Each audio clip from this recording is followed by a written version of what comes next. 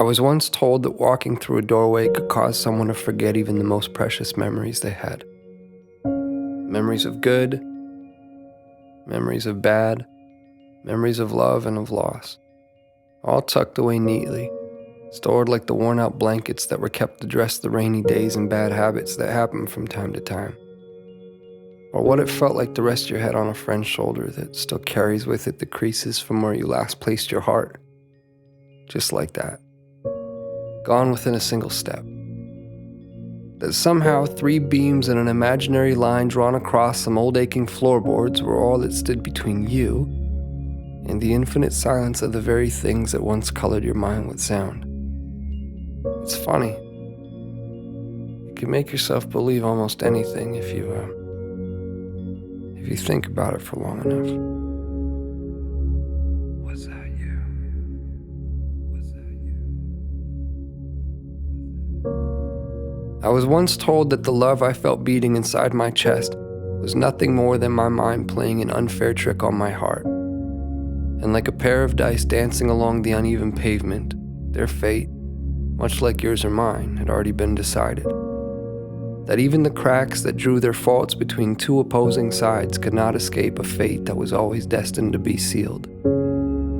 To think that someone could actually believe that the swelling tides of my heart were no more than an anxious highway of ins and outs anchoring my imagination to the castles I've been building in the sky. Well, maybe they are the crazy ones. Then again, I have been known to misplace my hope in the way things fall. And if I had to confess, there stands a greater chance that I've all but lost my mind in here. So I suppose it's better off this way.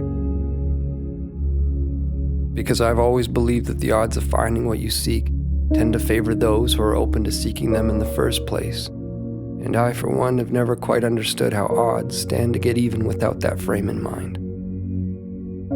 To be clear, I've seen a million faces. I've seen a million different faces, each one mirroring that of your own. And still, none of them have felt like home to me. None of them have felt like you. So here we are. And I can vaguely and strangely trace your outline. I can remember what it felt like to hold you. I can remember what it was like to stare blindly into your eyes for what felt like an eternity. How could I forget that? I could never forget that. I could never forget you. No matter how long it takes for my words to make their way through the vastness of this place we've called home, I unto you and you unto me, I say them and will continue to do so. Day after day, night after night, never knowing if you'll actually hear them. There's no place for time here.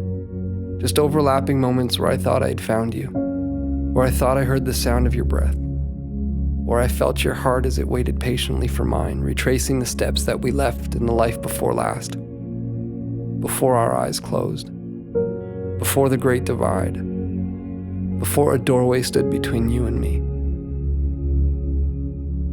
As it stands, I found myself. Fourth is number 182. That's the All right, Courtney.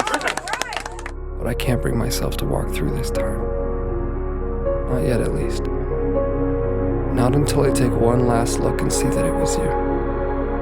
That it was always you. Our hearts strewn across those old fragile floorboards.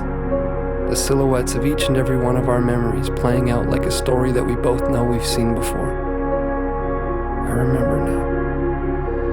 This was where I first found you. And beyond those closed doors, I will find you again. My love. I will find you again.